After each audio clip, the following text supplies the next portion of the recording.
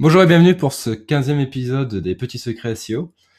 Alors aujourd'hui, je vais vous parler d'un sujet qui me tient particulièrement à cœur, c'est le SERP Bounce, donc le taux de retour sur les résultats de recherche de Google. Un peu long à dire. Alors, en gros, qu'est-ce que c'est Admettons, je cherche des informations sur le kangourou, l'animal. Donc, je vais aller sur Google et je vais taper kangourou. Alors, évidemment, Google me propose plusieurs liens. Admettons que je clique sur le premier, la kangourou des mathématiques. Donc, je vais arriver sur leur site. Et en fait, là, je vais me rendre compte qu'il ne s'agit pas d'informations sur le kangourou, l'animal, mais le concours kangourou qui met en jeu plusieurs écoles et plusieurs collèges sur un concours de mathématiques. Donc un truc scolaire. Donc ça ne correspond absolument pas à ce que je cherche. Donc si j'allais sur ce site, je serais revenu immédiatement sur Google pour aller sur le lien suivant, qui est le lien de Wikipédia. Et là, j'aurais eu mon information sur les kangourous, j'aurais été satisfait et je ne serais pas retourné sur Google pour refaire une recherche sur le mot kangourou. À travers cette simple action, le fait d'aller sur le kangourou des mathématiques, revenir sur Google, refaire une recherche sur kangourou et aller sur Wikipédia et ne plus revenir sur Google, je fais gagner des points de confiance à l'article de Wikipédia et j'en fais perdre à l'article du kangourou des mathématiques. Donc voilà, c'est ça le principe du SERP Bounce, c'est Google va mesurer en fait l'expérience utilisateur à travers plein de moyens pour essayer de déterminer la qualité d'une page. Alors, il faut pas sous-estimer la capacité de Google à mesurer la qualité d'une page à travers notre comportement. Parce qu'en fait, il a mis plein de choses en place, des choses qui ont dû lui coûter une fortune et qui lui coûtent une fortune à maintenir. Il y a quand même Google+, le navigateur Chrome, Android, même Gmail. Enfin voilà, Google a mis en place une galaxie de services qui lui permet de savoir précisément qui on est, ce qu'on aime et quel point de vue on a sur les pages qu'on visite. Donc voilà, si vous voulez en savoir plus sur le SERP Bounce, il faut absolument que vous alliez lire l'article de SEO au sujet du SERP Bounce, parce qu'il est très complet et puis ça va vous donner plein d'infos et surtout il explique plein de choses qui peuvent paraître bizarres parce que ça reste des pages qui sont en première position alors qu'elles respectent pas spécialement les standards du référencement habituel et qui trouvent une explication à travers cette théorie du SERP Bounce. Donc je vais pas répéter tout le contenu de cet article. Je vais plutôt vous montrer comment moi je l'ai mis en place pour le site du concours. Et notamment sur la page dédiée au trafic organique. Donc j'ai commencé par caractériser quels étaient les utilisateurs de Google qui tapaient ce genre de mots-clés, enfin qui tapaient le mot-clé trafic organique.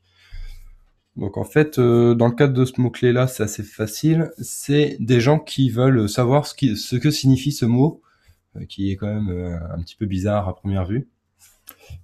Et donc, moi, mon objectif, c'est de leur donner cette information pour qu'ils ne retournent pas sur Google pour faire diminuer mon SERP Bounce.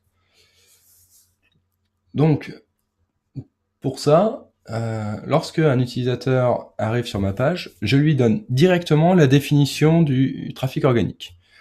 Donc c'est écrit ici, le trafic organique est tout simplement le nombre de visiteurs d'un site qui proviennent d'un moteur de recherche. Voilà. L'information, elle est là, elle est claire.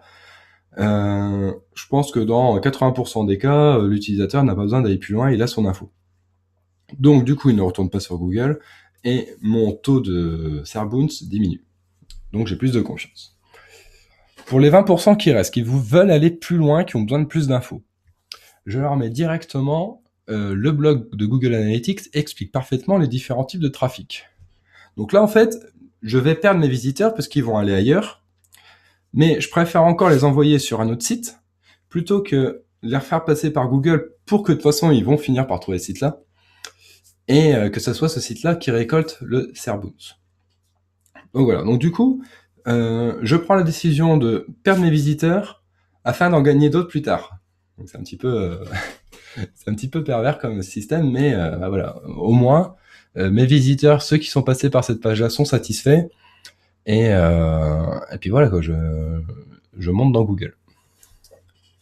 Alors une autre solution aurait été que j'explique moi-même les différents types de trafic, mais c'était pas... Bon, je vais vous expliquer ensuite pourquoi je l'ai pas fait. Alors ensuite, il y a un deuxième type de visiteur qui tape régulièrement le mot-clé trafic organique. Donc ce deuxième type, c'est moi et les autres participants du concours, parce que vu que le concours était basé sur le mot-clé trafic organique, en gros, au moins une fois par jour, voire plusieurs fois pour moi, je tapais ce mot-clé-là pour savoir où en était mon site et où en était le site des autres. Donc, moi j'ai repéré ce type d'utilisateur, et donc je me suis dit, il faut que je réponde à leurs besoins. Donc, le besoin des participants qui tapent trafic organique, c'est de connaître l'état du classement des participants. Donc, c'est la raison de ce gros bouton rouge. Cliquez ici pour découvrir les news du concours. Et si on clique dessus, on arrive en fait sur des news, des actualités qui concernent le concours SEO.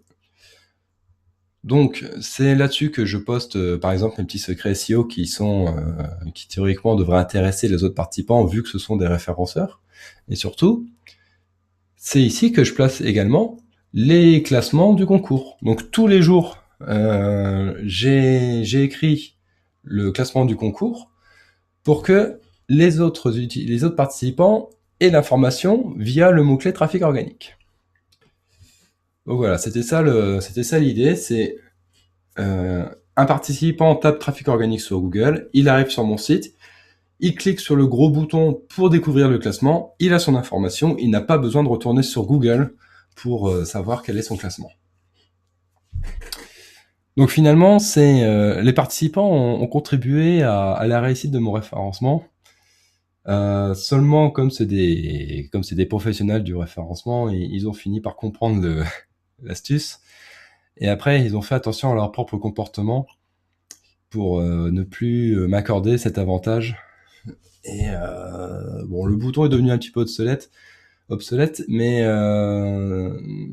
bon, sur un site normal et sur un mot-clé normal, ça fonctionne parce que les gens ne font pas attention à leur propre comportement lorsqu'ils naviguent. Heureusement. Donc voilà. Donc c'est comme ça que j'ai essayé de diminuer mon taux de rebond vers Google en donnant l'information à mes utilisateurs. D'abord, la définition pour ceux qui ont besoin de savoir ce qu'est le trafic organique et aussi le classement pour les participants qui cherchent des informations qui cherchent cette information. Donc voilà, donc je répète, il faut absolument que vous lisiez cet article de SEO.